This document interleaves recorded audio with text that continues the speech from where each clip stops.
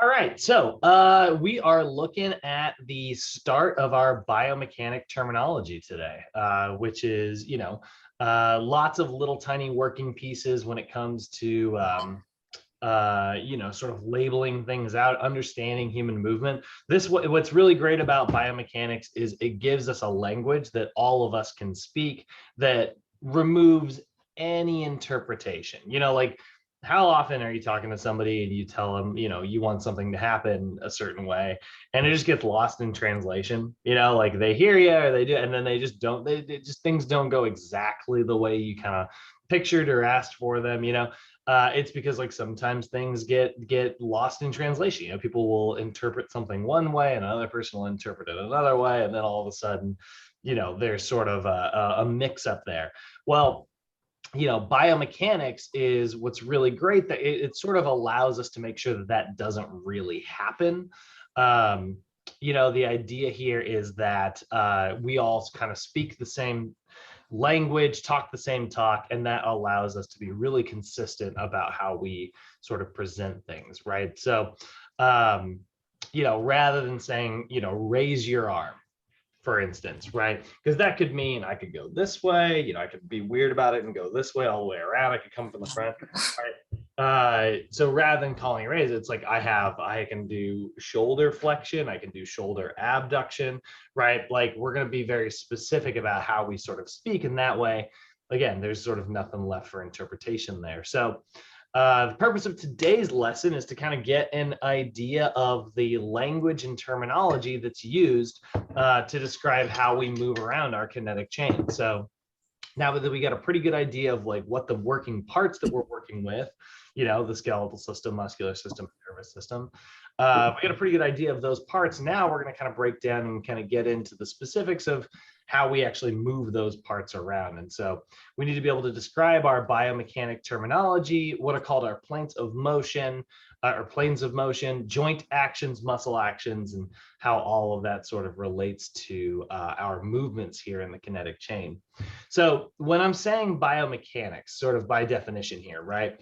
Biomechanics is basically what the realm of kinesiology is, right? Like it's the science concerned with the internal and external forces acting on the body and how our body is sort of producing and creating those forces, right? So this is, when we talk about biomechanics, we're basically talking about like, how does our body interact with the world, like when it's dealing with gravity and stuff, is there a difference between, somebody doing like a shoulder press and an incline chest press?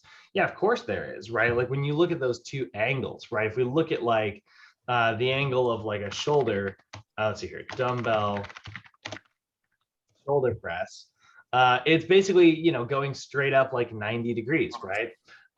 It's this sort of classic, action of going straight up overhead, right? But then we've also got the incline dumbbell incline chest press. It's pretty similar. Like both of those things are traveling upwards, both of those things are traveling, towards the ceiling in the same direction as one another. But what has changed is the angle of the body, right? So this is very much upright, whereas like this, the body's here. But the dumbbells are traveling along basically the same path. If you had like, it'd be very weird to do this, but if you had like a plate of glass, on both sides of this, as that guy's shoulder pressing, he would be able to keep that dumbbell between those two plates of glass without breaking them in either direction. And then you could actually do the same thing here, right?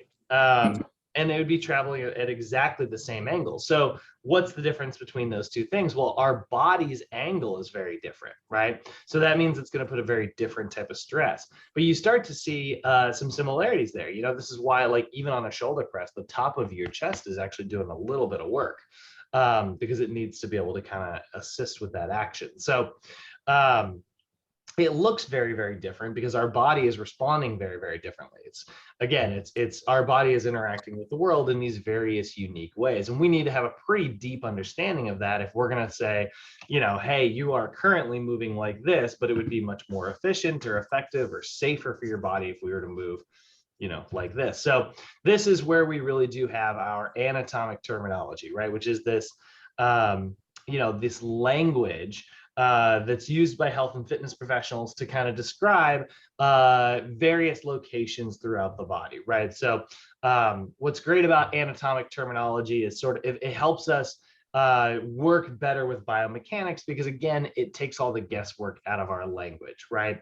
You know, there's a video that I'll show in other classes that has a really great breakdown where he uses the analogy of like swallowing a toothpick, right?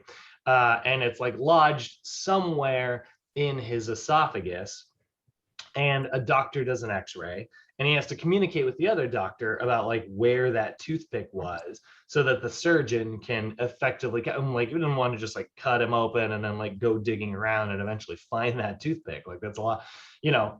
He uses a lot of anatomic terminology rather than just saying like, oh, it's, you know, about here, it's, oh, it's in his chest or something like that.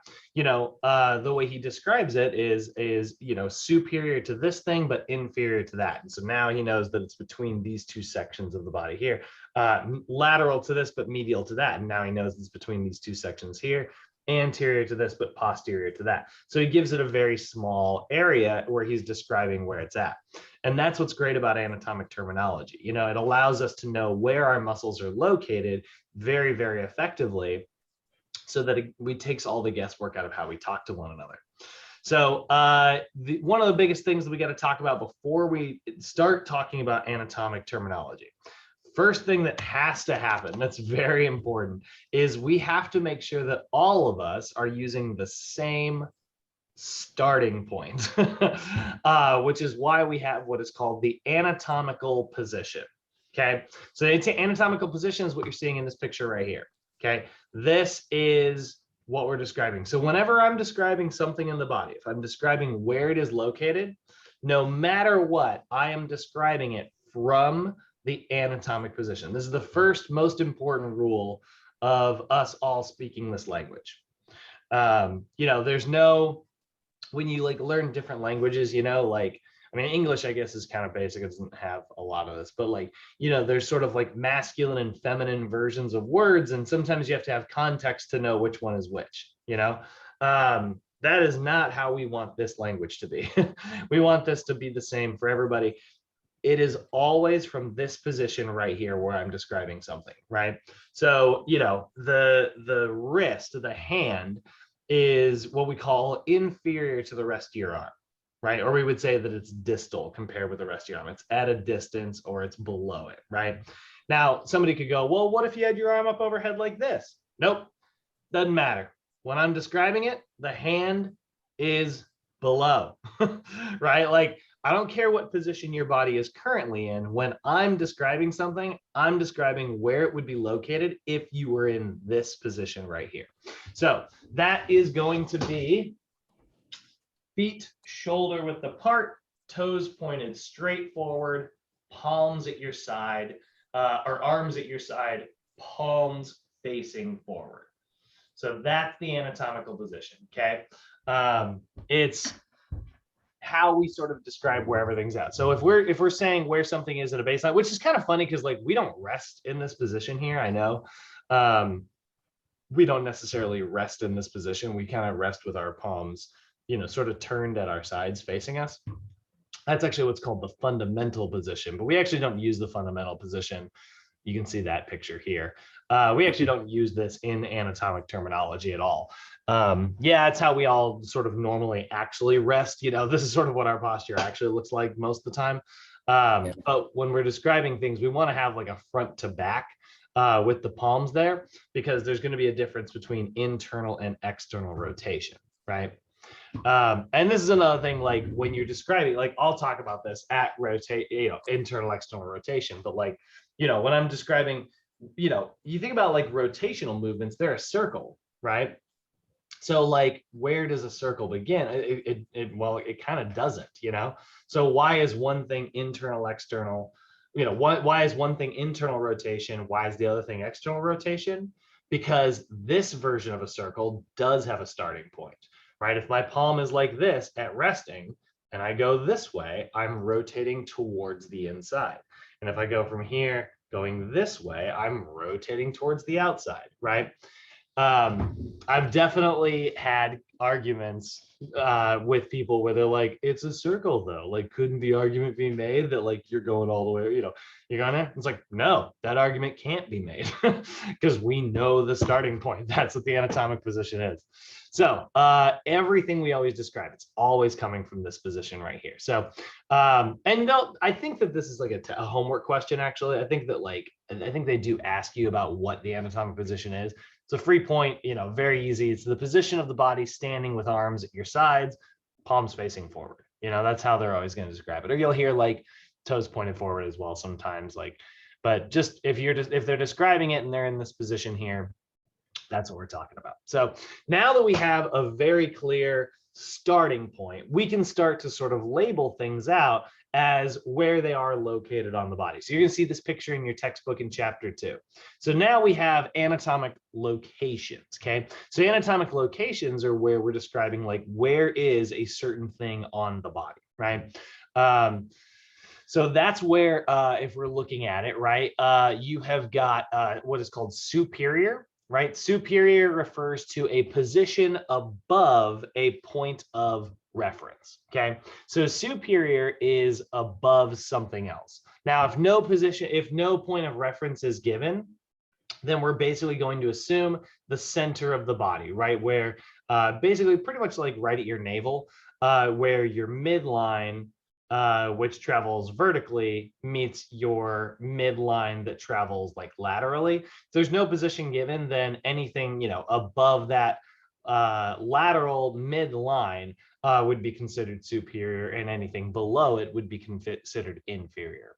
So here's what's kind of nice about this terminology, guys. The way that it's the way that it's sort of easy to memorize. All of them have an opposite. They all have like a Batman to their Joker, which makes it kind of easy to actually memorize these things. Like, you guys know, does anybody in here ever play catchphrase? Like at like parties and stuff, ever play catchphrase? It's that game where you get a little handheld thing and it gives you a word, and you're not allowed to say what that word is, but you are allowed to say anything else to try to get your partner to guess it, right? Yeah, I think I know what you're talking about. Yeah. Okay. Did they put the card on their forehead or no? What's that? Did they put the little card on their forehead? Oh no, that's heads up. It's totally catchphrase. Yeah, they're the same game. Yeah, they're totally the same game. Yeah. It just looks different, but yeah, you do the heads up thing. So the way that, one of the most effective things, one of my favorite ways to play that game when I'm trying to get someone to guess something, right? Let's say I'm trying to get somebody to guess Superman. I mean, they're probably going to get it if I say, oh, it's the guy from Krypton, or, oh, it's the guy who can fly. But I'm not allowed to say it's Superman like this. But one of my favorite ways to get people to, guess something sometimes is I'll say, not Lex Luthor, the opposite of that. Okay. And they'll go, oh, the opposite of Lex Luthor is, Superman. The opposite of Batman is Joker. The opposite of black is white, right? Like you use sort of the opposite version. It's a very easy way for you to kind of memorize this terminology, right? If we understand like these agonist antagonist relationships, it actually helps us when we get to the kinesiology later. Not my biceps, you would say triceps, right? Yeah. Not my quads, my hamstrings. Yeah. So not superior, but inferior. So right. So so that's where we're seeing all of these are going to have sort of opposite versions, which is going to really help with the memorization here. So superior, it refers to a position above a point of reference. So for instance, my eyes are superior compared to my mouth, right? They're above it. Or my nose is superior to my mouth as well, right? My head is the most superior thing on my body. It's the thing that's highest, right? So the head is superior to the sternum, which is that little breastbone right here. Or the femur, the thigh bone, is superior to the tibia, that's your shin bone. So then we've got inferior. Inferior refers to a position below a point of reference, right? Your feet are pretty much the most inferior thing on your body, right? You know, they're going to travel, they're going to be directly below everything else, the lowest part of you. Or you could say like, you know, my chin is the most inferior part of my head, right? And then my neck is inferior to that. So, you know, one's above, one's below. That's how we're going to describe it. And the way I always tell people to picture this is picture an elevator, right? Traveling up and down. Whenever we're describing superior, inferior, it just only travels in this direction, right? Yeah. So that's those two. Now we've also got proximal and distal. And proximal and distal are a little bit different. This is where it's like, well, wait a minute. What about, you know, like obviously like my nose and my eyes and my mouth and stuff and my ears, you know, like my ears are above my mouth, right? Like they're superior to my mouth, but they're also way off to the side, right? So what's closest to the center of my body? Well, that's where we get terms like proximal and distal. Or what if we're describing something on the arms and legs, right? That, you know, your arms kind of move at an angle. That's where proximal and distal come in. So proximal is going to refer to something nearest the center of the body or nearest to a point of reference. So when we look at like, I'm actually going to pull up paint here. Let's pull this up. So if you picture like the body as sort of if you picture like a circle here, right? And then we give it like a really thin, we'll sort of do a midline here in the center, and we'll do a midline here in this section. So you would say that like, you know, superior, like we mentioned earlier, right, is above a point of reference, right? So that's, you know, that's superior, right? It's going to be, you know, a position above, whereas like inferior, that's going to be a position below, right? So we would say inferior here. Now, unfortunately, this is where I don't have angled arrows to choose from in these preset pictures here.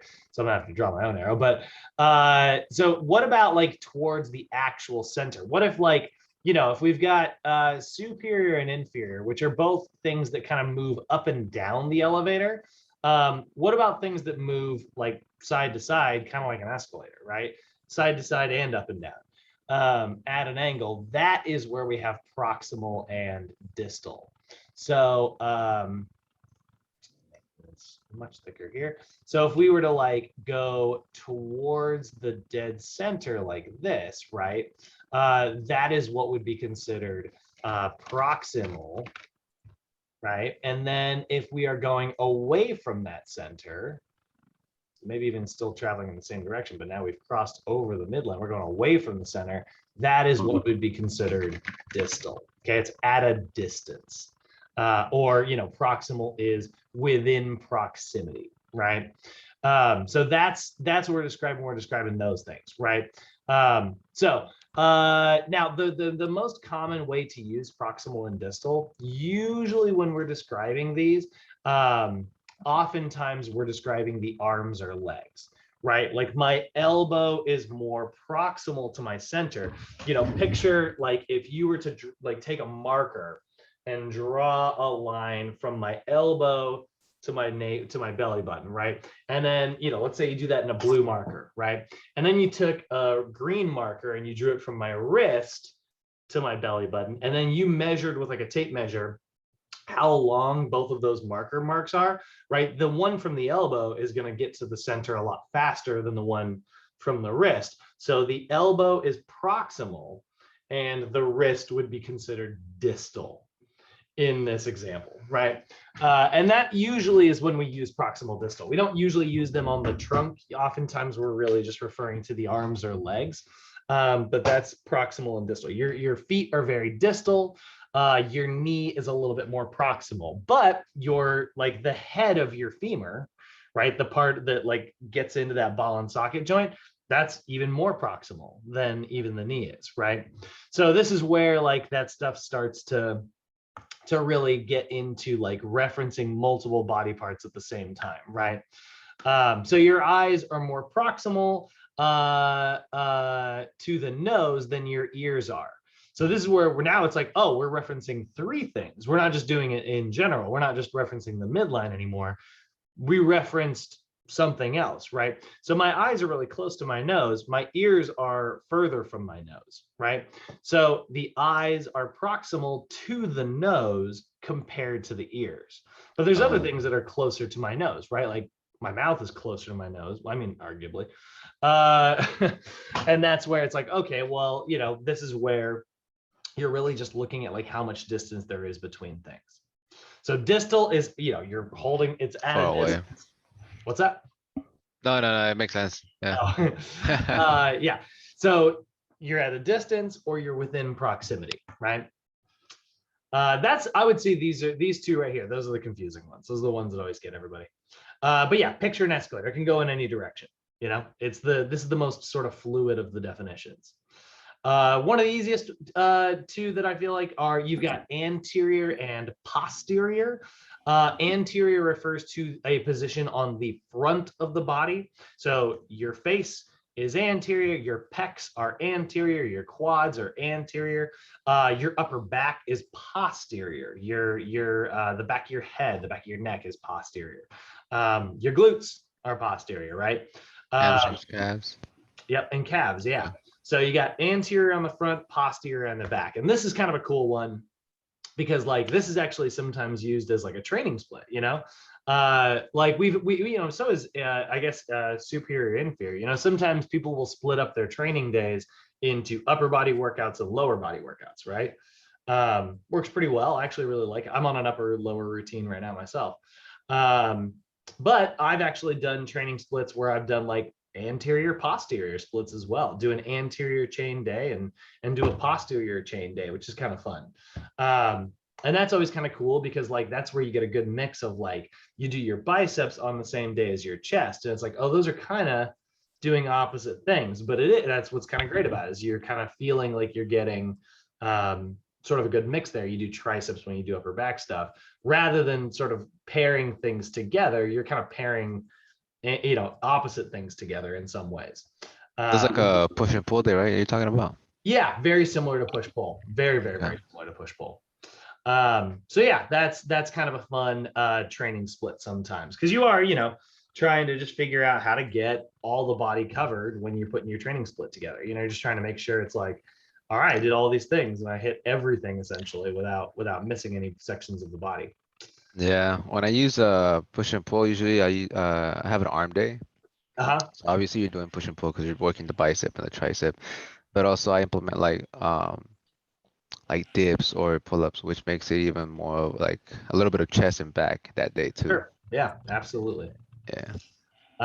So that's anterior and posterior. Anterior is on the front, like your palms, for instance, they are anterior. Remember, the anatomic position is palms facing forwards. So even though I know most of the time our palms are kind of sick, this is considered the front of the body. And then this would be considered the back of the body, right? So anterior and posterior. Just imagine somebody like naturally just kind of like they just That's how they stand rest. like that, or yeah. They would have great posture, because here's the thing. When you pull your palms, what that does is that naturally rolls your shoulders back. Yeah, I feel it. They would have excellent posture, like in their shoulder blades. True. Now we've also got medial and lateral. If we go back to sort of our circle example here, you have got medial. Yeah, that's fine. Which is going to be closer to your midline. Okay, so this would be considered medial. So going towards the midline. And then you've got lateral, which is going away from the midline.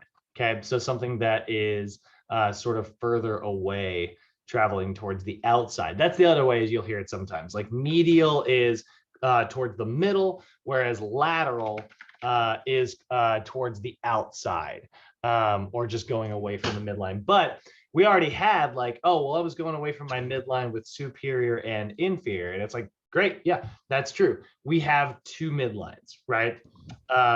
We have a vertical midline and we have a horizontal midline.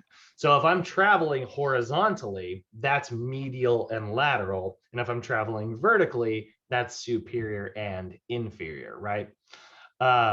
So medial refers to a position relatively closer to the midline of the body or towards the inside middle line there.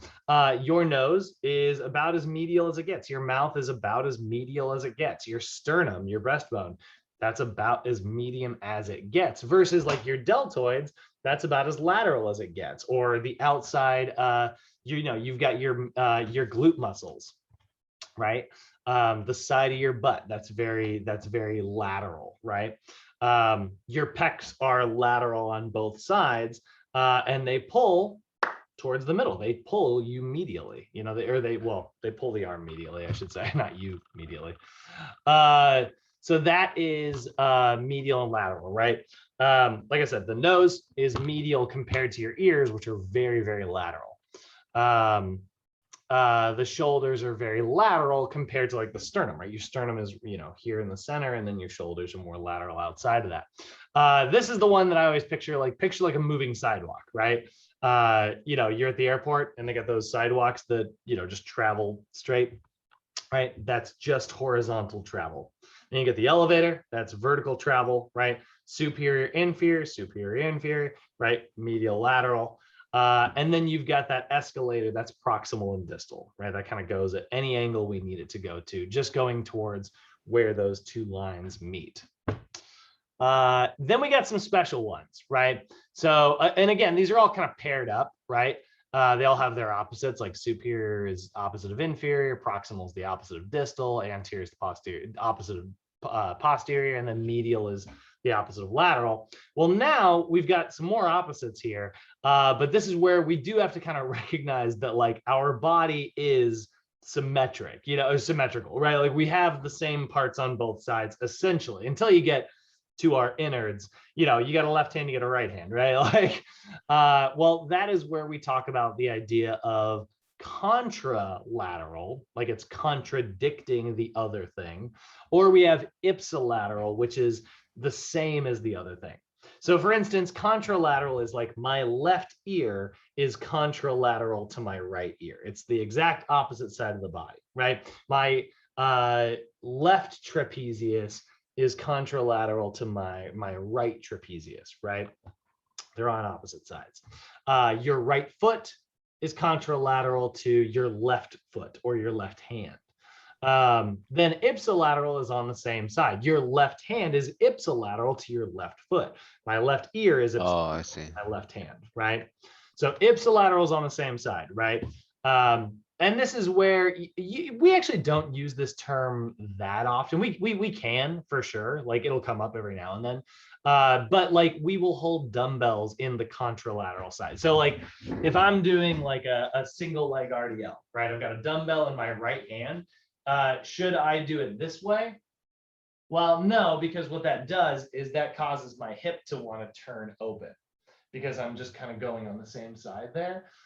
So instead, I would do it I would hold my dumbbell in the contralateral hand. I would keep my left foot down on the ground and have the dumbbell in my right hand. And that way, when I go back, thanks to like having both sides, I'm going to stay, nice and even there. And that way I'm going to hinge directly at the hips, which I want this to mirror a deadlift action. I don't want to mirror some weird hip opening action, right? So that's where, contralateral does come in handy. Oftentimes when we're holding our dumbbells, we are holding them in the contralateral side of things because that makes it much more convenient for us to ensure that like we don't lose our balance, More stabilization that way, huh? Yeah, absolutely. It's much more stable. Now, here's what's kind of funny.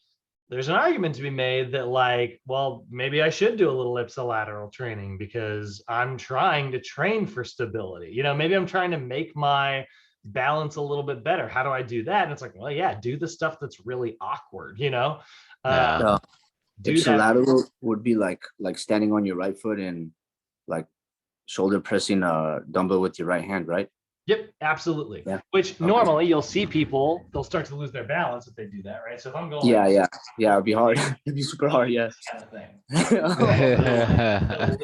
thing. You have like some oblique section in there. Yeah, and it's like, the whole no, thing. we don't want that, right? So oftentimes we'll tell our clients, it's like, no, I want you to go across the body to the other side. But once they get really good balance and you do want to make it harder, yeah, why not? You know, Yeah, okay. as long as they can do it with good form. Yeah. That's what's important there. So that's contralateral and ipsilateral. And then we've got two sort of just major definitions. These are almost not necessarily even locations. These are more like positions, but you've got prone and you've got supine, or pronated and you've got supinated. And what pronated means is it's a position lying face downwards. So for instance, like if I'm in the anatomic position here and I raise my arms up like this, my palms are face up right now. They are supinated, which is the easiest way to remember this is what I always tell people, give me soup. Yeah. You know, that's what every anatomy teacher says. And then you've got pronated, which is, you know, face downwards, right? So if I were in this position, my chest is now prone, my upper back is supine. My upper back is facing towards the sky. My chest is facing, you know, downwards towards the floor. If I were laying on my back, I would be supine, and if I were laying on my stomach, I would be prone. And that's why NASM doesn't call it the plank for some reason. They call it the prone iso for isometric abs. So if I type in plank, there's a bunch of people doing the plank. If I type in prone iso abs, guess what? It's a bunch of people doing the plank. They are prone right now. They're in a prone position. Versus you'll see NASM supine. Actually, I don't really have that many supine positions. You'll also see like prone cobra, which is more commonly referred to as like, you know, very similar to the Superman. Prone cobra is not the Superman. It's your arms are back actually, but it is very similar. So that's the prone cobra, because you are prone because you're face downwards. So prone is this way, supine is this way. Give me soup, right? You can't take it if somebody put it here. So yeah, laying on your back during a sit-up, yeah, you're face upwards, that's supine. Laying on your stomach during like a mountain climber, or I guess you wouldn't be laying on your stomach, but being face down or push-up position, that's a prone position. So those are all of our anatomic locations, right? Like I said, lots of terminology there, lots of like language. What I recommend, guys, is to just make flashcards of those things so that you can get used to them. In fact, really everything in today's lesson makes really good flashcards, just until you get the words and then, you know, toss them. So actually, that actually does, I'll mention this now. So we are kind of getting into the movements today. And like I said, the second half of this course is going to break down body parts, ankles, knees, hips, shoulders, and then spine, right? That's sort of where we're headed for the second half of everything that we're doing over this you know, big long course that we're taking, right? I try to usually give about one piece of extra credit assignments once per mod. I'm not really allowed to give that much extra credit. You know, this isn't really that kind of school. But what I, you know, and I don't give extra credit for points. So like, let's say you got like 28 out of 30 on your final exam or something. I can't give you extra credit and then give you like 2 points or anything like that. I'm not allowed to do that. But what I am allowed to do is I'm allowed to give you attendance credit. And so what I'll do, and right now, like everybody in here, you know, is new here. Thomas, I know you friggin' have never missed a class like ever. Like, so attendance extra credit is kind of a hard spot for you. You know, but I will give you guys like basically a day's worth of attendance about once a mod. I know it's not a lot, But like that way, if you ever have like a dentist appointment and you're like, hey, like I just couldn't make it to class or something like that, great, do one of these extra credit assignments. I usually try to give them one per mod. Last mod, it was listening to a little podcast about psychology. This mod, if you make detailed flashcards, like physically, go to the dollar store, pick up some, card stock or whatever, and make flashcards, and you just send me a little snapshot of them, lay them all out. I don't need to see individual cards. I had one student do that. I felt so bad. I was like, no, that's not what I meant. They sent me like, I just got this email with like 30 pictures. I was like, no. And I was like, that was a lot of work that they did that isn't what I meant. Just take them on your bed, spread them out, and just take one photo. If you send me that, I will give you a day's worth of attendance. I know that's not very relevant. That doesn't sound very exciting, like all my new folks here who are like, we haven't missed any class. Yeah. But keep it in mind, I have had students also get to the end of their stay and be like, hey, do you remember like a few months ago you had that extra? I will totally allow you to do that as well. But this mod that I really like, if you show me that you made flashcards of all those terms, and then when we get into muscles, there's going to be a lot of muscles to memorize. You show me that you put the effort in to like try to memorize all that stuff. I will absolutely give you credit for it. So anyway, we're not really allowed to do that much extra credit. So that's about as intense as it ever gets. And I will actually be sending you pre-made versions of those flashcards. So what I always tell people to do is I'm like, just go print it out and then, cut them out and glue them, Yeah. So yeah. How do I have a quick question. How do I get a hold of you? Like, is it through the text message that you sent us? Like, is that your phone number? Yeah, that's me. I don't use that group thread because everybody will get it. I've had people send really personal stuff in there before. And I'm like, my students who are maybe not millennials, or not Gen Z, like not the older crowd sometimes. Yeah. Just like, but yeah, don't send it. Just send me a private text, or you can call me. Please feel free to call me. I don't always answer. Like if I'm with an appointment, I don't check my phone. But I'll usually try to get back to you within a couple hours. Is there a phone number in one of these, maybe in Canvas or something, or where? Actually, there's not. I don't know how I would put my number in Canvas, but if you do look on the email, it has all my contact information at the bottom of the emails I send you. Oh, okay. You'll also find that, and you can always email me too. My emails come to my yeah. That's true. When my I do have email's your email. not broken, God, Thomas will tell you, my email got busted a couple months ago. It was so frustrating. Oh man. But you see down here, it's got like, oh, actually, it doesn't have my number in there. It has my email in there. I'll put my number in here today. I'll edit that. Okay. Yeah. But yeah, that is my personal number. It's the Oregon number. I've never gotten a California cell phone. Oh wow. It's better that way though, man. Yeah, I've had the same number since 2006, Well, yeah, that's crazy. That's a long time. Yeah. If I changed it, I feel like my mom would never be able to call me ever again. It'd be lost forever. She has a house phone, huh? She still has the house phone?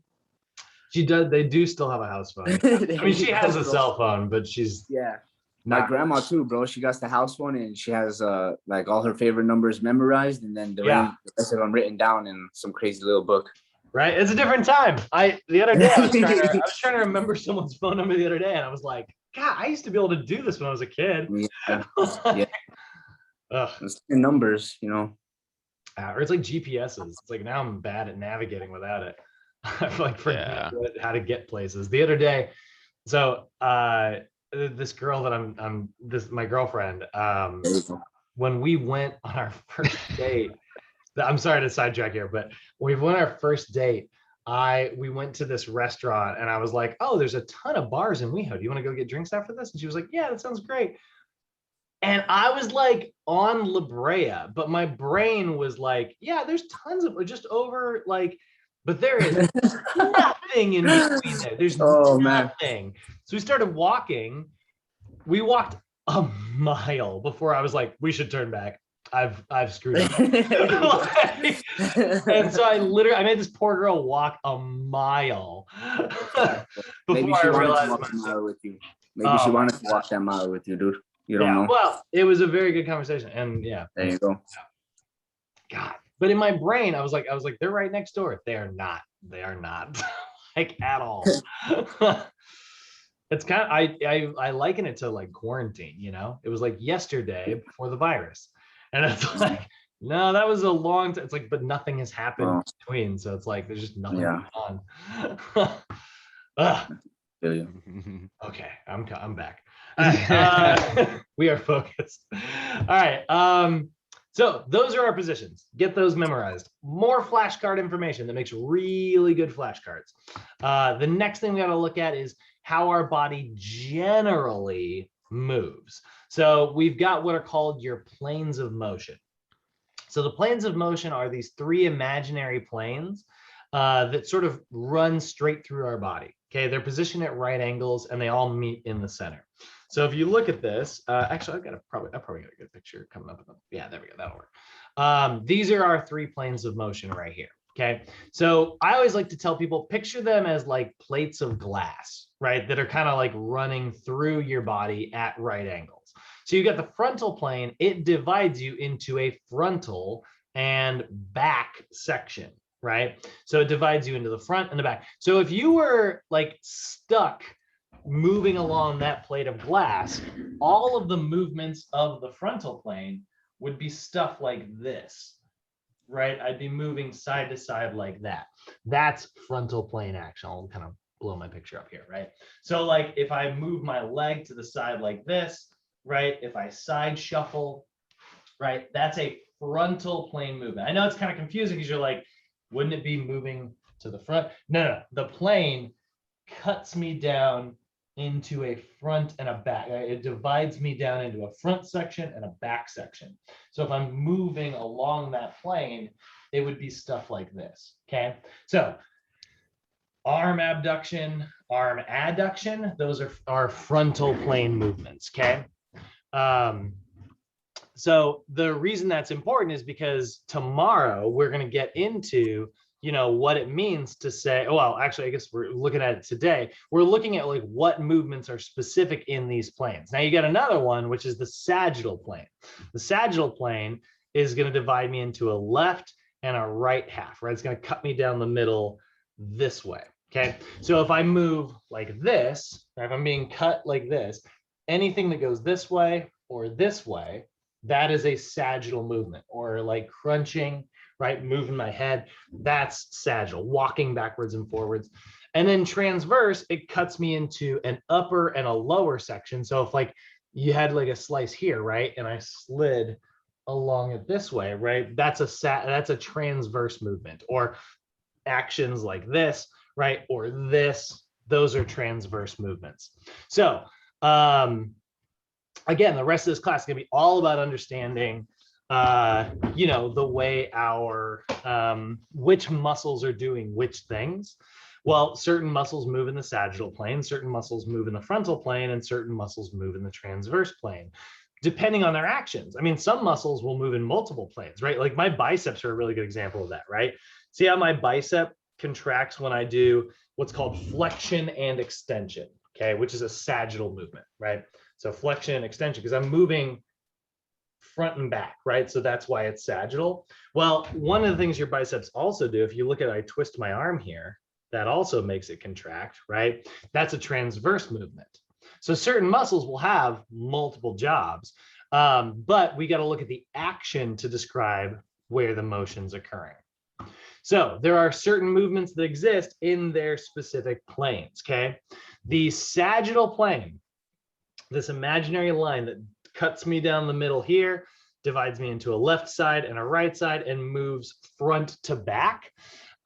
Those movements are going to be flexion and extension, okay? And again, we do have opposites for everything. So this is a very easy way to memorize it. Memorize flexion and extension. They're kind of paired up as total opposites to one another. Elbow flexion, elbow extension. Hip flexion, hip extension, right? Spinal flexion, spinal extension. Okay. And then you'll have hyperflexion, hyperextension, but don't worry about those. Those are just like if you go beyond the range of motion, you should be. But yeah, so we've got flexion. Now, flexion by definition is going to be a bending action, a bending movement between two joints where the angle between those joints decreases. Okay, so if you were to take what's called a goniometer, which is this interesting little tool here that allows you to measure the angle of things. How do you spell that? Yeah, Goniometer.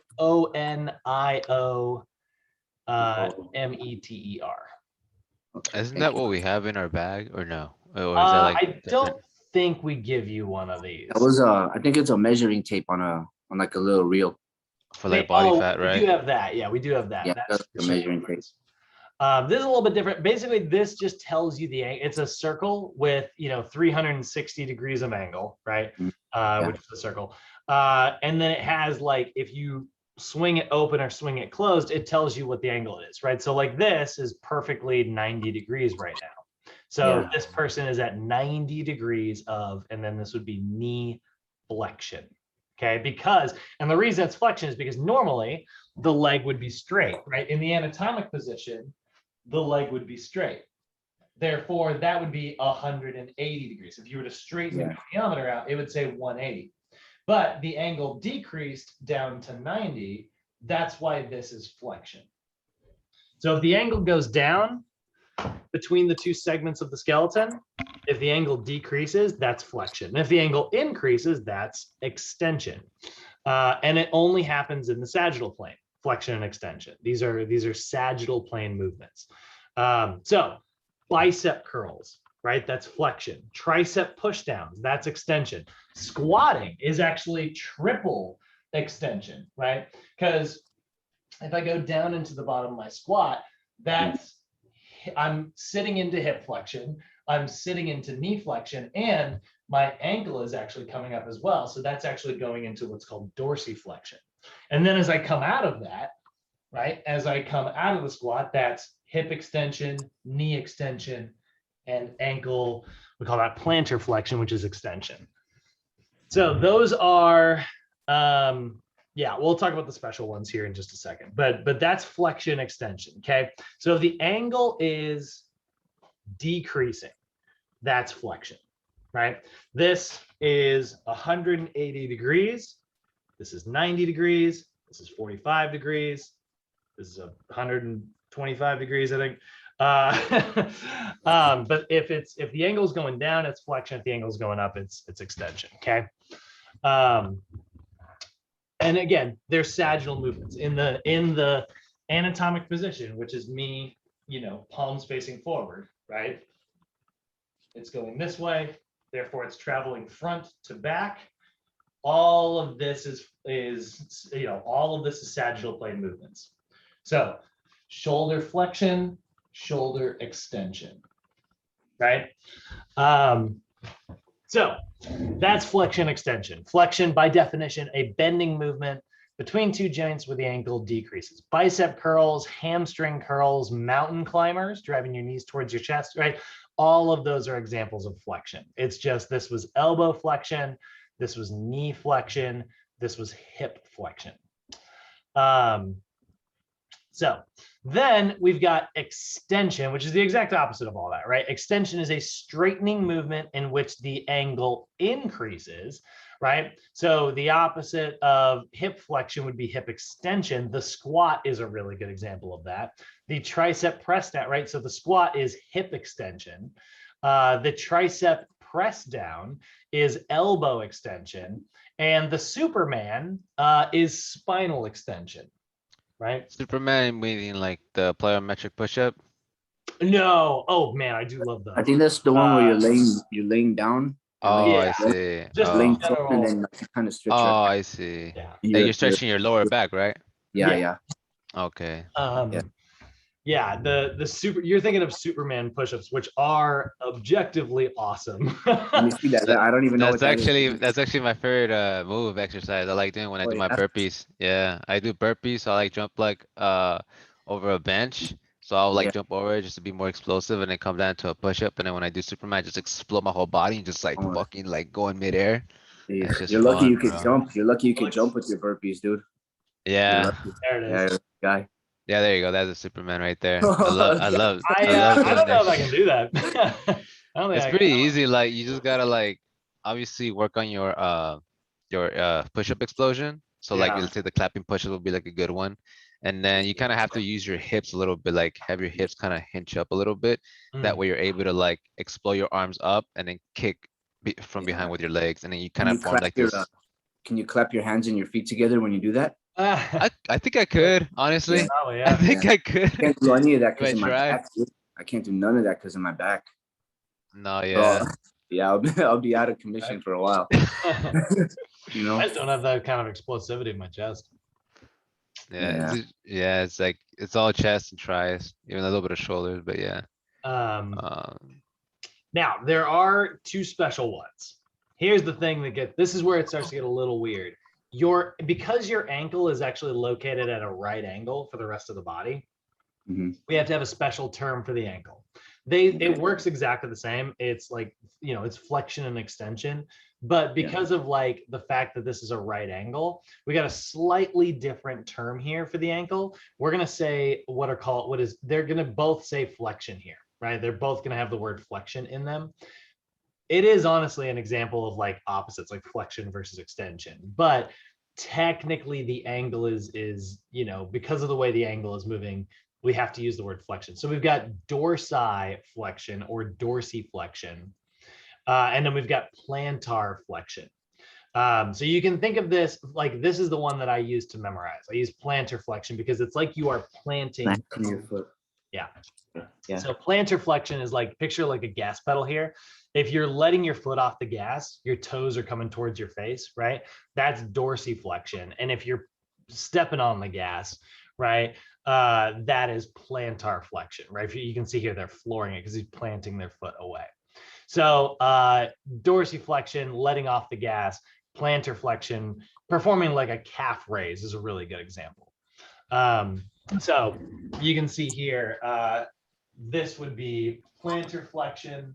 I'm planting my toes down, right? And then dorsiflexion would be coming this way. Yeah.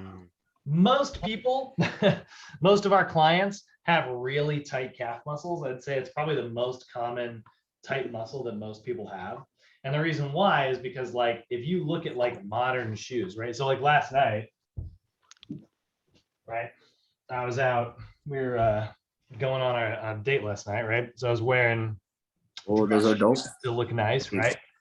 This giant freaking dress shoe heel is essentially putting me in this, On your toes, yeah. That's all, but it puts me on my toes. So imagine if I had to wear that to work every day, right? If I was like a accountant or a banker or something like that, right?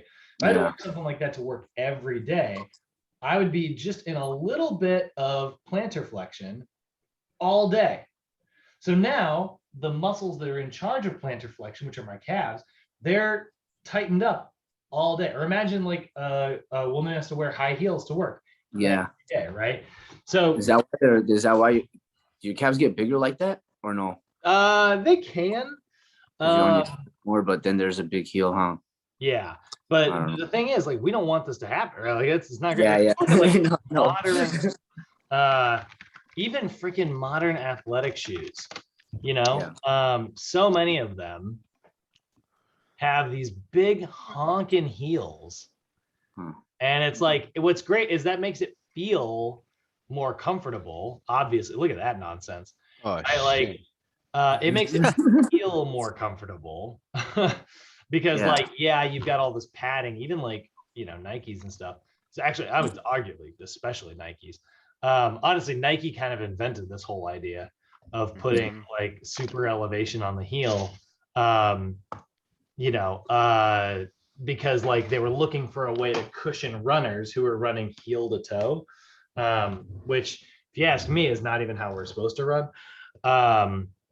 but like that cushioning helped make it take the impact off, but it tightened up everybody's calf muscles. And now everybody gets freaking running injuries all the time.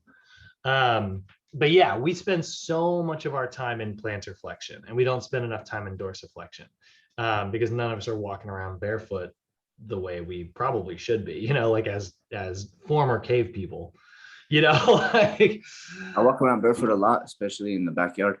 right. Yeah. Yeah. Feels good. The grass and everything. You step on stuff sometimes, but you get used to it.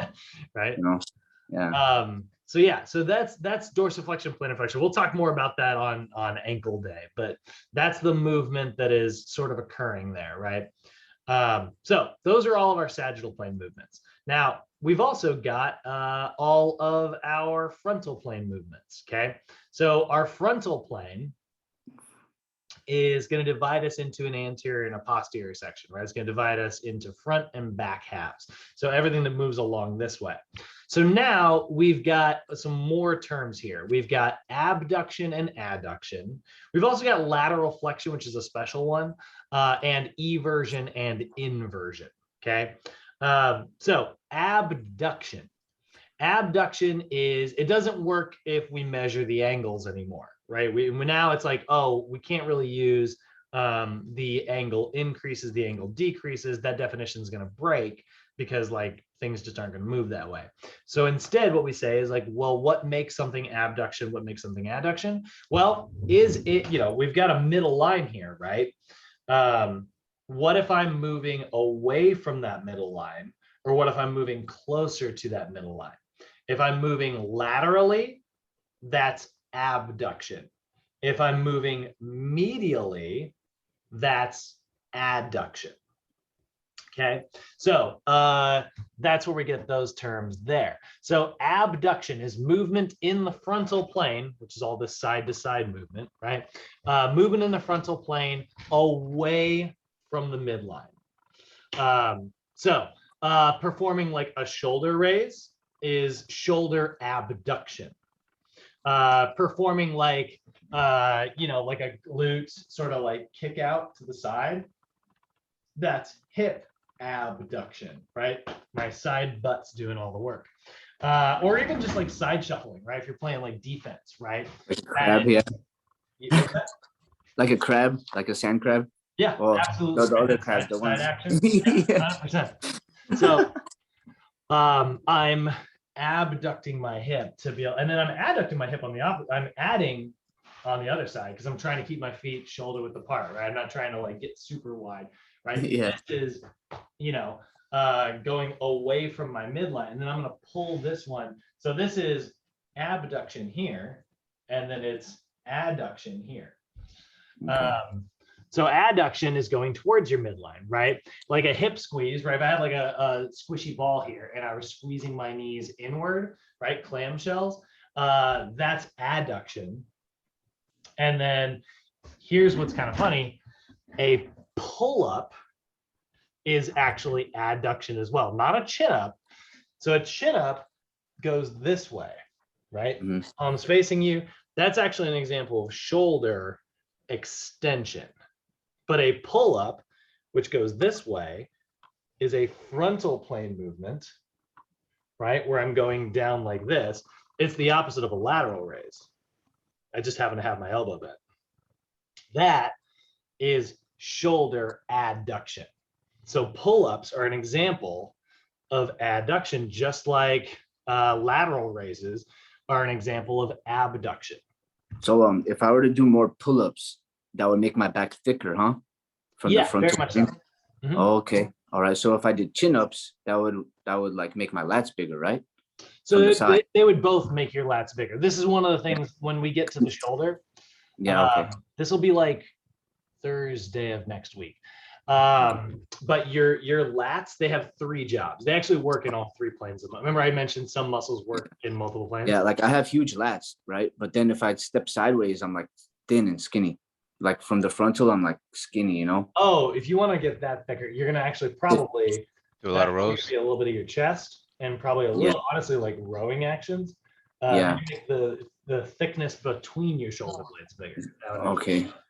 Okay, yeah. All right. That's going to be what's called your rhomboids and Rhomboids, yeah. trapezius muscles. Okay. We'll get into it. Yeah. Yeah. I gotcha. But your lats, they do three things. Your lats actually work in all three planes. They work in the frontal plane when they're doing shoulder adduction. They work in the sagittal plane when they do shoulder extension. And they actually do internal rotation. It doesn't seem like your lats are doing this. This seems like a shoulder thing, but it's actually there to help. If you put your hand back here on your lats and you rotate your palm in, feel them moving, a yeah. weak little contraction here. So it does actually, that's actually why these are notoriously tight muscles that we often need to stretch out in our clients, because so many people have like rounded shoulders. It's rounding or restriction of their shoulders too with mobility. So it's either the pec that's doing the issue or even the lats too. Yeah. Okay, gotcha. Yeah.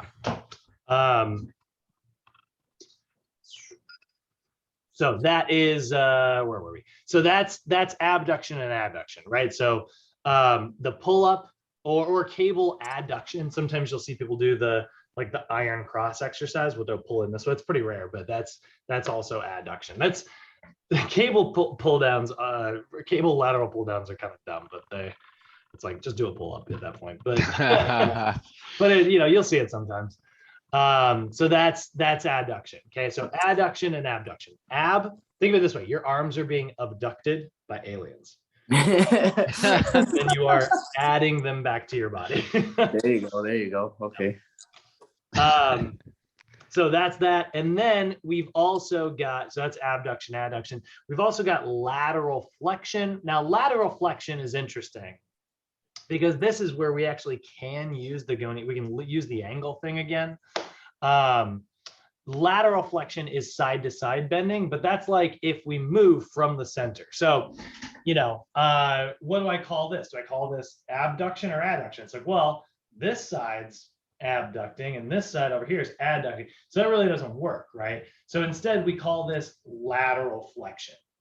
So side to side bending is a frontal plane movement, but we just call it lateral flexion, depending on what side you're going towards. Your head, side to side like this, that's lateral flexion as well. And it's because it's just like, it's the center of the Jenga stack kind of moving side to side there. And then two more frontal plane movements. Again, the ankle screws up all of our terminology. The ankle has so many special names because it's just situated at a weird angle. So we get special ankle names again. We have got what are called eversion and we've got inversion. So eversion is where you are everting your ankle and inversion is where you are inverting it. Is movement of the heel bone and the ankle away from your midline. That's eversion. Okay. So if I had my ankle up like this and I want to show the bottom of my foot this way towards the outside of my body. Yeah. Gotta keep my knee from moving, but like that is eversion. And if I show the bottom of my foot towards the inside of my body, that's inversion. So eversion, inversion. Right? Bottom of my foot goes out to the outside. That's everted. Bottom of my foot goes towards the inside. That's inverted. You don't see too many people who invert a lot, but how often do you see people with that collapsed foot posture, that flat foot posture, right? That's excessive eversion. And that's a very common thing that we also see thanks to freaking modern shoes. I got a whole shoe rant that we'll get into on Monday or on Wednesday. But yeah, that's eversion versus inversion. Okay. Definitely big ones there. So showing the bottom of your foot towards the outside is everted. Showing the bottom of your foot towards the inside is inverted. So that'll help with the memorization. And then we got the transverse plane. Transverse plane is all the rotational movements, plus a couple special ones. So this is going to divide you into superior, inferior sections, right? Upper and lower. So any of your rotational movements, trunk rotation, throwing, right? Which is, if I throw like this, it's kind of a weird way to throw, but if I throw like this, right? I'm rotating Because again, let's unfold my body back to the anatomic position, right? Boop, boop, boop. What I'm really doing is this. That's transverse, right? So golfing, swinging bat, all that stuff is transverse. So you have either moving internally or externally. So internal rotation is movement towards the midline. So if I am in the anatomic position here and I rotate my palms towards the inside, that's internal rotation. If I rotate them towards the outside, that's external rotation, right? Or if I have my elbow bent, internal, external, okay? Then we've also got the very interesting ones here, which are horizontal abduction and horizontal adduction. So remember our definitions of abduction, adduction, right? Abduction, away from the midline. Yeah. But it was a vertical thing, right? It was a frontal plane situation. Then we've got adduction, which is adding to my midline. But again, that was a vertical thing. Well, what if we just took that and we moved horizontally instead? That's yep. So that's horizontal adding versus horizontal abducting. Yeah. And that's why this is horizontal adduction and this is horizontal abduction. So you think about like a chest press is horizontal adduction, I'm adding, and then a row is horizontal abduction. Okay, so that's those two are the weird ones. Those are the kind of outliers, at least in terms of like it's where you're like, oh man, it's not that they're weird. It's just you have to know all the other ones before this one actually makes sense. Yeah. Which is why I always teach transverse at the end. Two other transverse movements that I actually didn't put in the notes. You've got pronation and supination.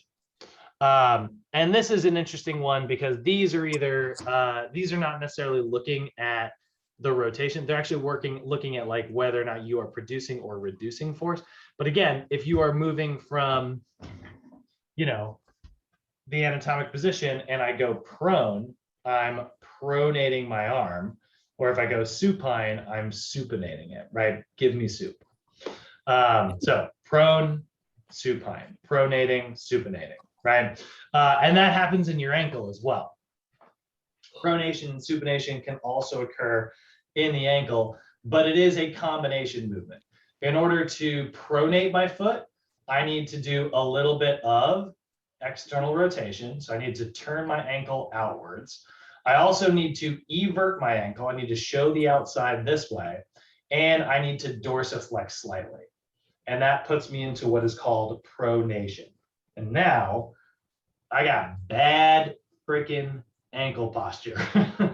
And this is what we see in people. This is what we call, what I'm doing right now is called pronation distortion syndrome. And this is a very, very common postural distortion that we see our clients have. How many people, like today, you have real homework today, you have 15 questions today, but your fake homework today, your thought experiment for the day, when you're walking around today and you're looking at people, especially if you see them go upstairs, watch how many people go upstairs like this. Oh. I'm exaggerating, but trust me, you will start to notice it. And you'll see people scoop. You'll see them do this. I know I'm exaggerating, but trust me, you'll start to see it. That is excessive pronation. We do see excessive supination as well. That's the opposite. Basically, supinated is inverted, plantar flexed, and internally rotated. But this is way rarer. We don't usually see too many people who. That's they call that like the pigeon toes, right? Yeah. We don't see it as often, but it does happen. Yeah, pigeon toeing. Yeah. So, and you'll look, by the way, you'll look at,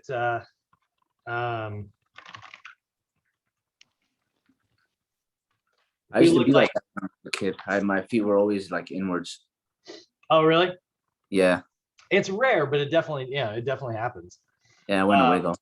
If you look at the ink, like if you were to, if you were to like, dip somebody's foot in ink and then make them step on the ground, the difference between pronators and supinators, there it is. That's the picture I'm looking for.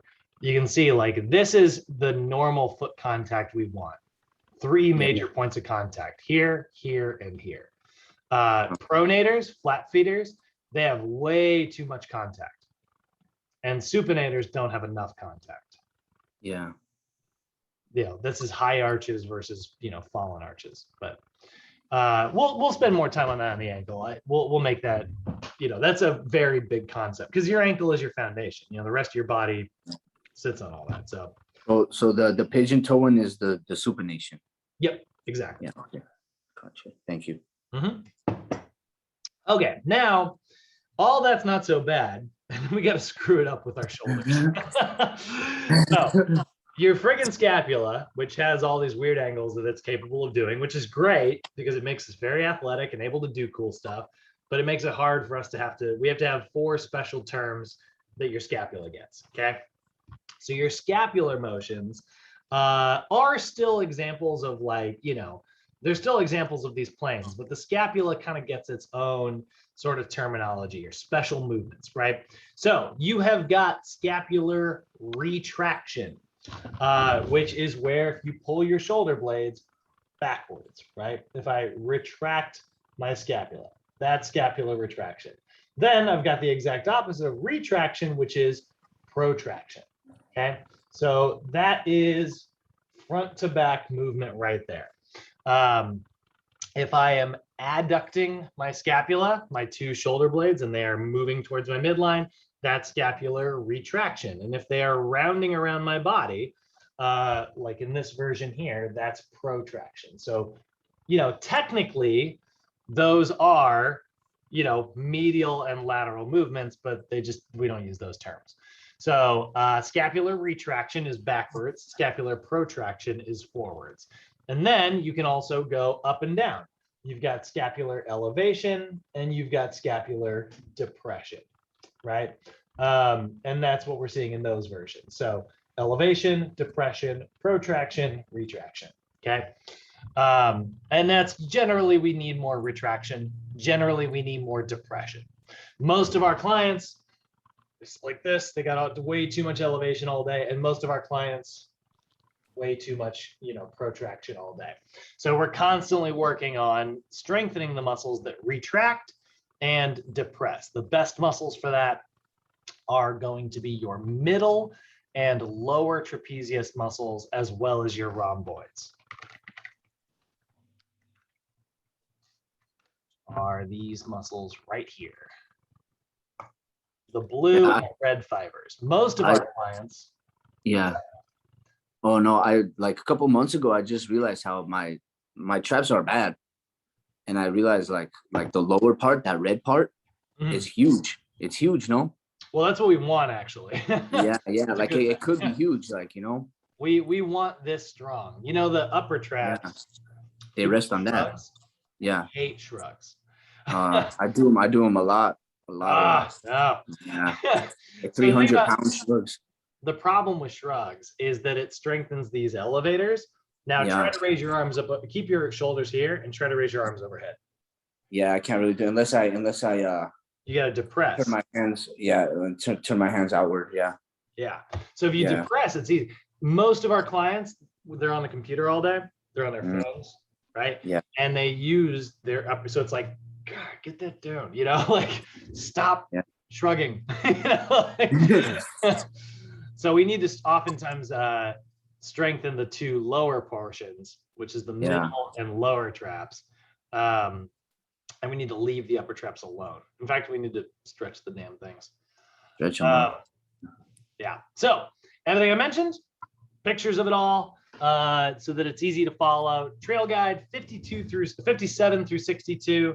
NASM 84 through 90. I know, again, it's another example of like, man, that looks like a lot of pages. It's all pictures, like. Yeah, it was a lot of pictures. Following it through the books. Yeah, it just takes up a lot of space is all. Like, don't feel like I'm gonna make you read 20 pages a day.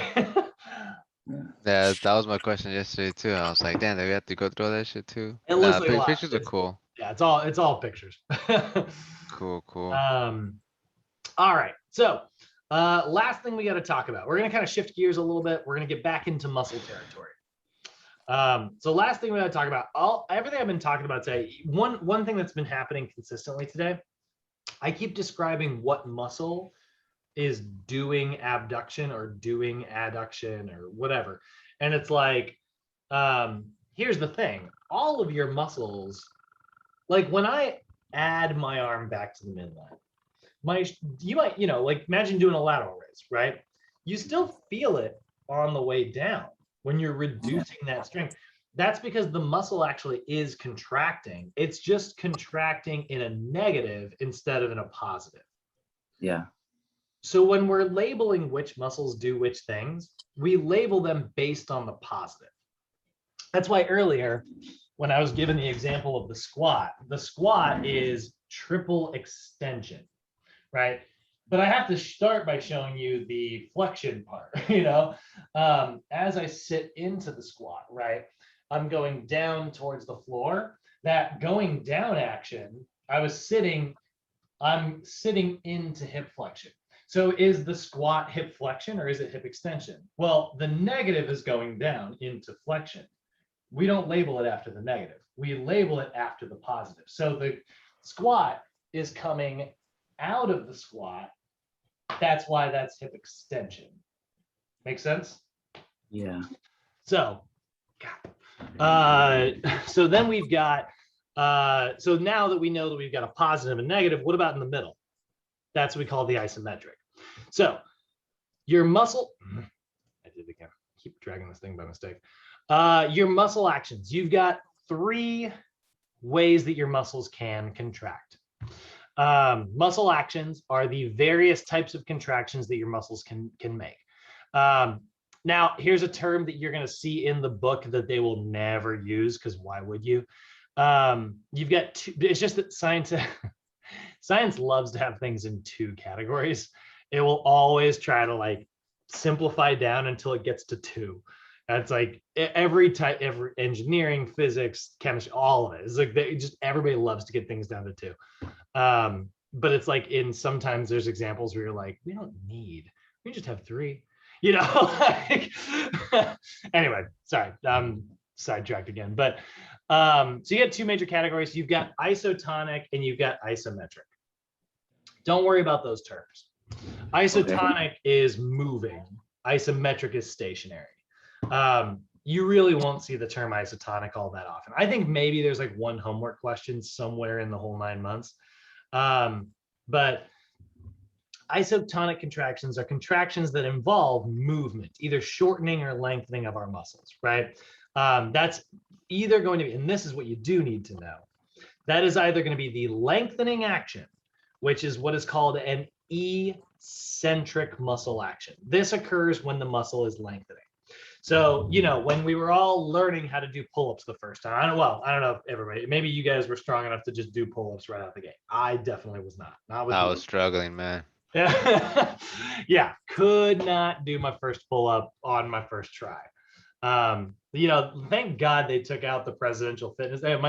I look at like old movies from back in the day and they would have to do it in gym class. We never had to do that. It would have been very embarrassing for little me. So it starts by learning how to do a negative pull-up, right? A lot of people, what they'll do is they'll use a box, step themselves up to the bar, and then they'll just lower themselves back to the ground. And then they'll step up onto the box, get back onto the bar, and then lower themselves back to the ground. That's called a negative pull-up, right? That is an example of an eccentric contraction. So your muscles can either eccentrically contract during a lengthening movement. They can concentrically contract during a shortening movement, or they can just stay put with an isometric. So isotonic is eccentric and concentric, and then isometric is isometric. And this is why I hate the way they labeled these, because I'm like, you don't need to have it in 2s, just leave it in 3s. We don't need the term isotonic. I'm sure there's somebody out there, by the way, who's like has like an example of this. By the way, this is my favorite picture from your trail guide book. Here is an example of eccentric lengthening. Like the cat's like, put me down. So he's lowering the cat away. That is eccentric.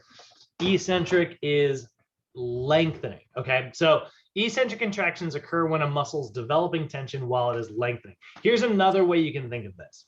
It is when a muscle is generating less force than its resistance. So if you were to take 200, let's say you gave me like I had my arms up overhead like this, and you were to give me a 225-pound barbell. Man. I cannot shoulder press 225 pounds. Yeah. I mean, I'm not great at the shoulder. I've got, long, like the shoulder press is my mortal enemy. It's the exercise I'm worst at in the gym. So like 140 is real good for me, like, so if you were to give me 225 pounds, what would happen is I would try to hold it. I would try to use as much strength as I can, but I would have to lower it down. Hopefully I would do it under control. We'll see, So are you talking like standing or like military I'm press? walking, for some reason, I'm walking through the gym and someone's like, here, hold this, like a giant. Who's gonna do that to you? And I'm walking like what would happen is my shoulders would not be able to contract for 225 pounds. They would contract for my strength of somewhere close to 140, right? So what would end up happening is because I'm generating less force than the resistance that's being applied to it, my muscles are going to lengthen. And I'm going to have to drop that down. That's an eccentric contraction. Another example, you handed me a dumbbell that's like 80 pounds, right? My muscle's going to lengthen because I can't contract for a greater amount or even an equal amount of force. So because I can only contract for a lesser amount of force, my muscle is going to be lengthened out. Picture an arm wrestling, right? Like, let's say you're arm wrestling with somebody. Whoever can generate more force is shortening their muscles and they're winning, right? That's a concentric contraction. The person who's losing, they're generating less force than the other person. Therefore, they're being lengthened. That's eccentric, okay?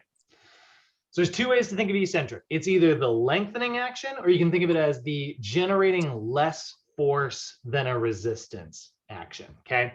The muscle is lengthening, it is force reduction, right? So that's the other thing. Imagine if you're jumping, right? And you land, I'm reducing my force so that I don't crumple all the way down to the ground, right?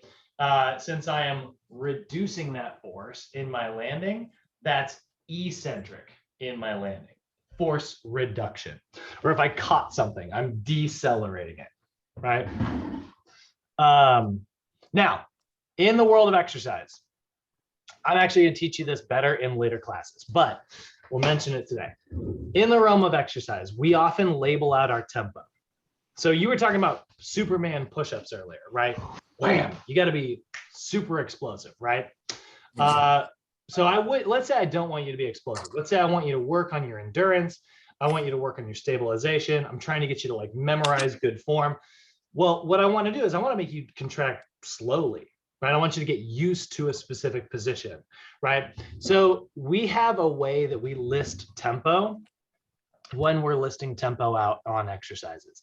And it's always describing the three portions of a lift, right? You've got the generating force and shortening the muscle. You've got the lengthening the muscle. And then you get the one in the middle, which is like pausing the muscle, right?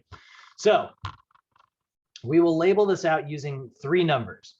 The first number always represents the eccentric portion of whatever lift it is you are describing, okay? So the first number is always the eccentric portion of the lift. In this version here, 4/2/1, that is representing a 4-second eccentric. So if I were doing pull-ups, right, and I were here, I would pull myself up, and then I would lower myself down. 1, 2, 3, 4. Pull myself up. 1, 2, 3, 4. If I had bicep curls, 1, 2, 3, 4. 1, 2, 3, 4. It's the first number the first number is always eccentric, no matter what. Because here's the thing, sometimes exercises don't start with the eccentric portion, right? Like the squat does, right? Like the squat, first thing I do, if I got a bar on my back, right? First thing I do is eccentric, then I do concentric, right? But what about the bicep curl? First thing I do is concentric. So do we flip the numbers around? No. No. It always goes in order, eccentric first, isometric second, concentric third. The first number always refers to the eccentric portion of the lift, even if you don't start with the eccentric portion of the lift in the movement. So 4-2-1 represents a 4-second eccentric, a 2-second isometric, and a 1-second concentric. So let's go ahead and let's look at those other actions, right? So the opposite of eccentric, the opposite of lengthening, right? He's lowering his arm down. The opposite of that would be bringing the kitten, you know, up to him, which this guy is not a fan of cats. So what he's bringing is a puppy.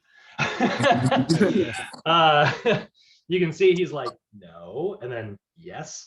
So that's concentric, right? So concentric is a shortening action when your muscle is bunching up, right? So concentric is the shortening that occurs in a muscle. Your muscle is shortening because the other way you can think about this, the muscle is generating more force than a resistance. So go back to my example earlier, 225 pounds, I can't do that. I gotta lengthen. But what if it was only 20 pounds? Great. I can definitely generate 20 pounds, no problem. So I can shorten my muscles to overcome that resistance. And that's what a concentric contraction is. Again, the person who's winning the arm wrestling, they're shortening their muscles. The other person's being lengthened out, right? Yeah. The one winning is conquering. Yeah. Concentric, Yeah. right? Oh, I like that. Yeah, conquering or concentric. Yeah, also, like too, that. if you like that, how it said like 4-2-1, I put A, B, C, and then how you said the first one is always eccentric. So A is always eccentric, B is in the middle, and then C is concentric. Yeah. Instead of 4-2-1 A, B, C. So it always goes in that order. Yeah. That's only when it's timed, right? Yeah. If it's not timed, well, if it's explosive, we just write XXX. Okay. So like the Superman explosive push-up we talked about earlier. Yeah. That would be listed as XXX. It just represents it's like every portion should be as fast as possible. Okay. Yeah. Every portion should be extreme. Yep. Yeah. There you go. There it is. And then if you're going for like muscle gain, if you're going for like size, we actually really like 2-0-2. So you have an even concentric and an even isometric, and you don't take any pauses. By not pausing, you don't let any lactic acid leave the muscle. So it creates the most lactic acid, which then generates the most cellular damage, which then makes the most size. Okay.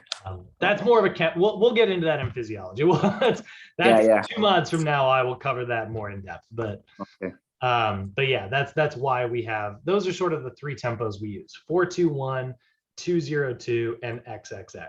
If you ask the other, I will say this, just really quickly, taking a quick sidetrack. Do not remember this. I mean, remember it, but don't use it on your test. Yeah. Okay. I mentioned this one time in class during like a review, I think it was, and my whole class put the wrong answer when there was a question about it. So ACSM, right? That's NASM's competitor.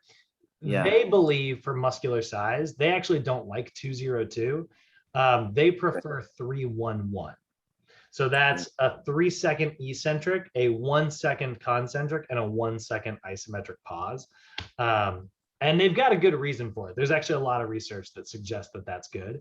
But in your NASM book, it's just those 3. It's 4-2-1, 2-0-2, and XXX. Is there an argument that 3-1-1 is good? Actually, yeah, but not according to NASM. And we're here to pass the NASM. So anyway, my whole class put 3-1-1. It was the wrong answer. And I was like, what happened? So I'm like scared to even bring it up. But all right, so concentric, the muscle shortening. Force production, right? If I'm accelerating something, throwing it away, that would be concentric. And that is the last number. And then in the middle, I love this. Look at this guy's face. In the middle, you have isometric, where you just hold something in place, right? He doesn't want to let the alligator go because it'll come back after him. He obviously doesn't want to bring it any closer. He just wants it to stay put. That's Right? hilarious. That's a funny example. Yeah. So that's isometric, right? So isometric are contractions that don't involve movement. It is when the muscle is staying the same length. Okay. We can think of this as like stabilization movement, right? If you're trying to just stabilize, like a plank is an isometric. The muscle is staying the same length because it's generating an equal amount of force. So if I had 140 pounds, right? And I just held it like this, and I just held it there. I didn't move it. I didn't shorten. I didn't lengthen. I just kept it put. That would be isometric. Okay. So That's really good for like stabilization muscles, huh? Exactly. Yep. Yeah. So remember we talked about like type 1 versus type 2. Yeah. So type 2 fibers work really well in, isotonic, right? Like concentric, eccentric. And type 1 fibers respond really well to isometrics because, they're trying to stabilize under like an extended duration of time. So the second one would be like holding the push-up halfway, right? Yeah. And that sometimes causes growth in its own way. Isometrics aren't really associated with growth very much. It just doesn't create as much cellular damage, but it can be a good way to kind of change things up. So if you're like stuck in your bench press, or squat even, sometimes like, throw some pause squats in there, throw some pause benches in there, where you do like a little pause at the bottom. That's not actually going to be very good for growth, but it is good for strength, which in the long term is good for growth, Okay.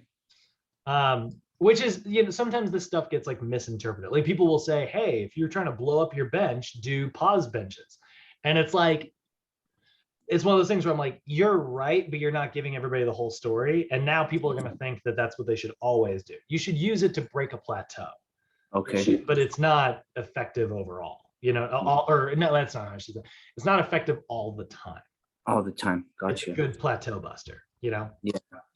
And that's the thing about plateaus. That's why personal training is sometimes, this is why this stuff is complicated, because it's really easy to memorize black and white.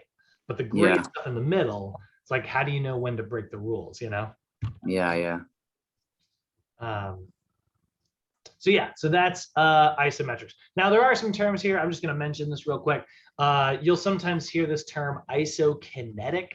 Isokinetic is where something is contracting at a specific speed. These usually require like a specialized machine. You'll see them in physical therapy offices sometimes. You'll see these machines and they have to strap them in. You can see like, see how she's wearing like a harness. And that's because like this machine, she needs like a seat belt and like a harness. She's going to contract her quad. This big lever right here is, no matter how hard she contracts, it will keep moving at the same speed, which would cause her to like fly off the table. So that's why she's strapped down. Yeah. And then it can actually flip the resistance in the exact opposite direction as well.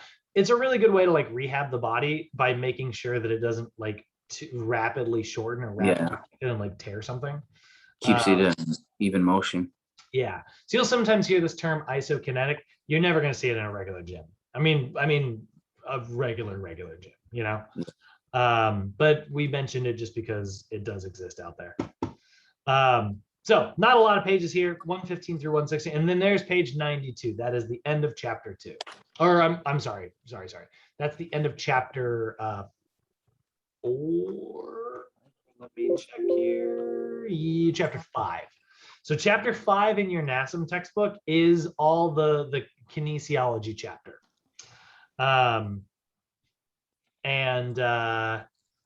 We started diving into that. We'll basically actually cover these same pages tomorrow. Not tomorrow. Tomorrow's Saturday. Monday. We'll cover basically the same, but we'll just be looking at the other half of things tomorrow on Monday. God, I almost said it again. But that is where we'll dive into actual like, today was biomechanics. We'll start getting into the actual kinesiology on Monday. I'll open this up here real quick, but just to show you just a quick preview here of what you got to look forward to after the weekend's over. We'll start looking at like, what's going on with the muscles, right? Like what are some terms like, well, how do we know, should I lengthen a muscle or should I shorten it? Well, that's going to come down to, what the resting posture is supposed to look like, right? Because here's the thing. When I described concentric earlier, let's tie that to yesterday's lesson. What was happening? The actin and the myosin were sliding. That's the shortening action. That's concentric. And then when the actin and myosin are pulling apart, that's eccentric. So now it's like we're going to put together all the anatomy stuff with all the movement stuff that we talked about today. And then you guys will be able to talk the talk a little bit. We'll meet up on Tuesday next week in person, which will be kind of fun. We'll practice some of these movements. And then on Wednesday, we'll get into the ankle. And that'll be the first like time that we look at muscles. The ankle is actually pretty easy. It's the most important, in my opinion, it's the most important. Like I said, it's the foundation for everything. But there's actually not that many muscles to go through. It's a short list. When we get to the shoulder, that's a big day. You will notice we will be moving at a blistering pace when we get to the shoulder. But yeah, any questions today? Mir, Eddie, Thomas, how you guys feeling? Great. Pretty good, man. Yeah. Just I have a question. So like for our homework, will some of those questions be related to what we just talked about today? Yeah, so this is kind of weird, but like the nervous system, skeletal system homework, the first homework, felt kind of similar because it's like you probably got like an anatomy question, then you got a physiology question, and then like maybe a little bit about like labeling. This one, the first half of the homework will feel really similar to the first part, because it's like the muscular system. But then the second half of the homework, the final 7 or 8 questions, it'll be all about like movement. It'll be like, which of these is concentric, or which is abduction, Okay. So this one will have sort of like half of it'll feel kind of familiar like the other one, and then the other half will feel like today. Okay. So also I have another question. So like on the weekend, should we just basically go through like from chapters 1 through 2 with the whole thing? You don't need chapter 1. You can go ahead and skip that. That's the one thing. The Sochi, we don't go in order. We bounce a lot. So like we went from 2 to 5 today. We skipped 3 because 3 is all about like the heart and lungs. Very important, but next month. Okay. The heart and lungs don't move you. Yeah. This mod's all about movement.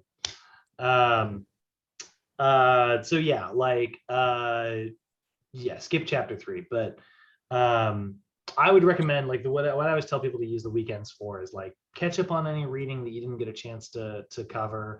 If you didn't get a chance to do your homework, it is. Look, everybody here probably works. You guys probably have other, their lives outside of Sochi. Yeah. So like, if you haven't done your homework the weekend's a good place to catch up. Okay. And I know both of you guys have, but it's just that's my advice. And if you want to review, watch the videos, like podcast them. I know some people will the stuff that they really struggle with, they'll sometimes just like play the canvas in the background. So you can always do that too. Or hey man, it's the weekend. Go play some sports. Yeah. I got Ultimate tomorrow. What is that? Ultimate Frisbee. That's my favorite. I haven't seen that since like the 7th grade. It is my favorite thing. I play in 2 games every week. I play on a Wednesday and Saturday. That's cool, man. That's super cool. It's my favorite thing in the world. You guys ever want to come out? You guys are always welcome. You guys tackle each other? No. It's a non-contact sport.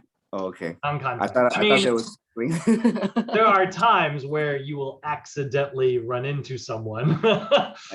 Damn. But no, you're not supposed to tackle. It's supposed to be no. Okay. That's hilarious. Thomas, you got any questions today? How you feeling? I feel fine. No questions. Cool. Love it. All right, guys. Well, kill the recording.